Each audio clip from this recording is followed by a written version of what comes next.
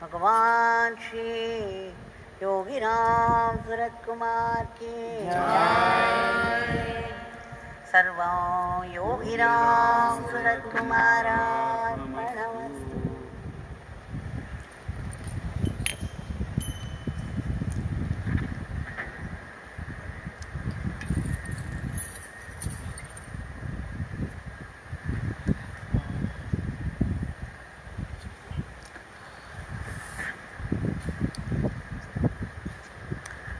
It's with deep gratitude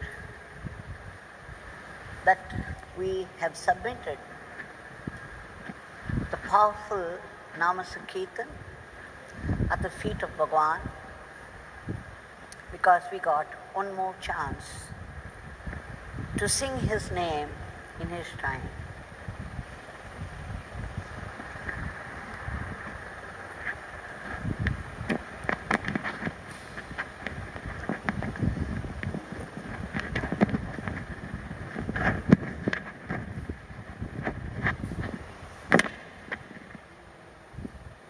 Before we submit our evening prayers, we shall see one or two incidents where how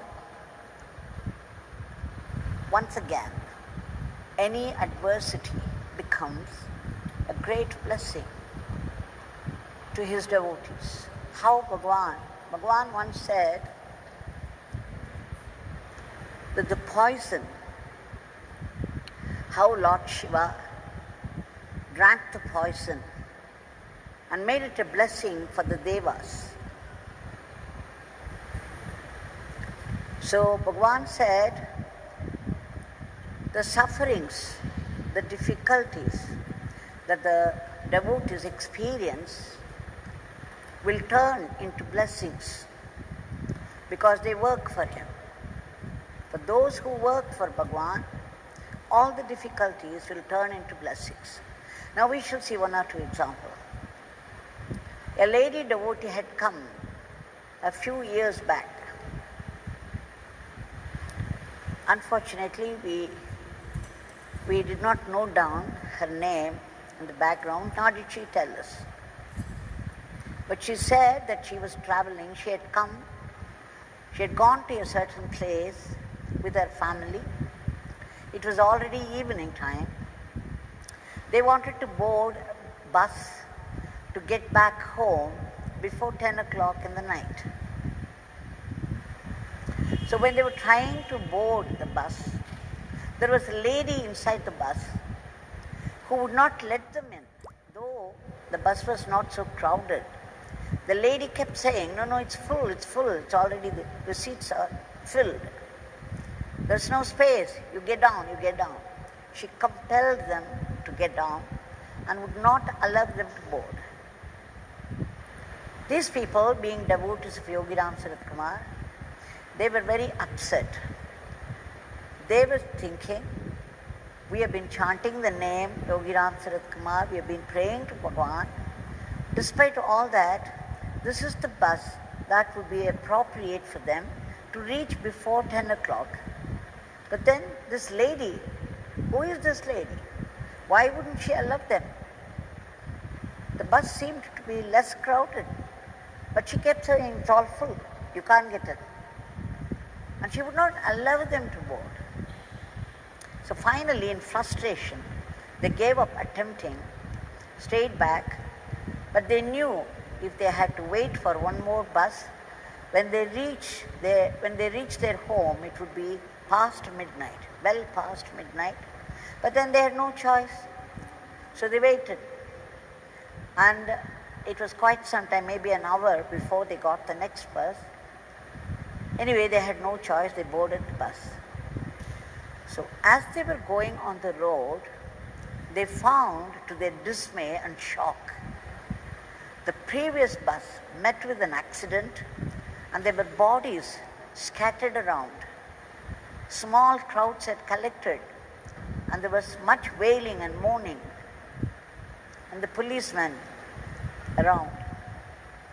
To their horror, they saw this accident and they knew instantly What they thought was an adversity that Bhagwan, why wouldn't Bhagwan allow them to board that bus? Now they knew why. That what they thought was a negative happening to them turned out to be a great blessing because they were to go by that bus. And the lady very insistently would not allow them to board. The lady could have been Bhagwan himself, knowing what was going to be the fate of the bus. And then they thanked heartily their Bhagwan, our Bhagwan Yogi Ramsuratkumar, and felt very bad they did not know better when they found fault with him. And again, after some time, there was a man, he did not want to reveal his identity because he belonged to a political party. He was very close to the chairman. It was a city with a big municipality, and he was working in that municipal office in a certain capacity and very close to the chairman. There was some politics. He got transferred from the city to a far off village where there were no facilities available at all, even for his food. But then he had no choice. He went and joined there. He could not take his family also because it was too far away and there were no facilities. Again, he was blaming Bhagwan. He was saying, "How could you do this to me, Bhagwan, when I'm chanting your name all the time? I know no one except you. Why would you do this to me?" So he went on lamenting. He went on complaining. In any case, he just went ahead with his work. One day he had to come to this municipality, the municipal office, to find the chairman there, to have a talk with him, because he was trying for a retransfer from the village to this city back. So he came all the way to the municipal office. One thing about this man, this devotee, he was a diabetic and he had BP. That is why he found living in that small village very difficult. There was no medical facilities.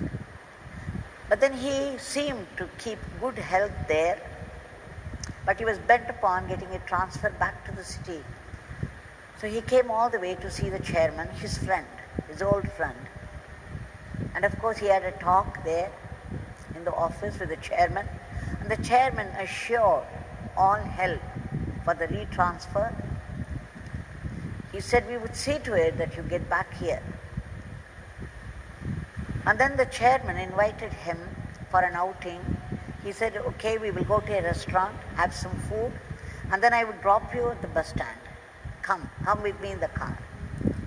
This man, this devotee, happily agreed. So the chairman went ahead, and this man was going to follow him, this devotee. Suddenly he felt very dizzy. He started to sweat profusely. There were palpitations and dizziness. He was not able to take one more step. So he just sat there and mumbled something to the chairman, saying that, "You please go ahead. I will join you later. I'm just not able to follow you now." So the chairman went and sat in the car, and this man, this devotee, was thinking, "Bhagwan, Yogi Ramsuratkumar, I have been chanting your name. I've been thinking of you. I'm a devotee of yours. Why would you do this to me? Why should I get at this point this dizziness and the sweat and the palpitations? I have to get back to the village. I have to go to the office tomorrow. Why are you doing it to me?" And suddenly he heard an explosive sound. The car in which the chairman and two other friends were seated exploded, and the people, passengers of the car, died on the spot.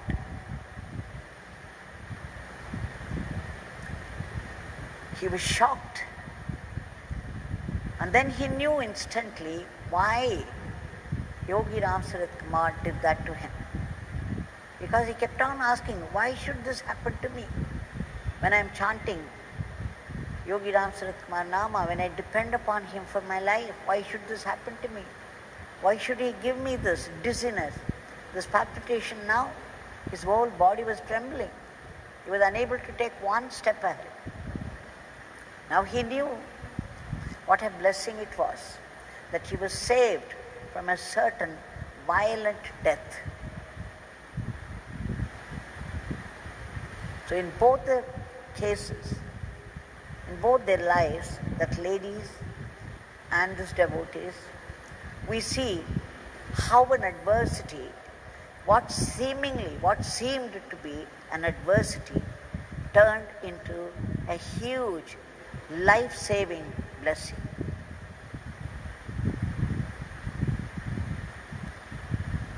So this happens to us, to many of us in life. If not an attempt on life, if not death, something else, some blows the life keeps giving.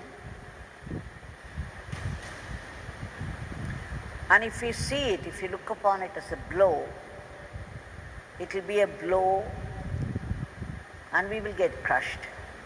If you look upon it as a blessing, you will see soon enough how this is a blessing. Bhagwan would reveal it because he had promised. He said any suffering, any difficulty for those who work for him would turn into a definite blessing. Father would turn it into a definite blessing. Now Bhagwan is standing before us with a smile on his lips and a hand raised in benediction, saying, I am here, don't fear. Whatever suffering, whatever difficulties you go through, you take my name, I shall protect you. I shall guide you. My Father would rush help to you. So we shall now offer our prayers at the lotus feet of our Bhagwan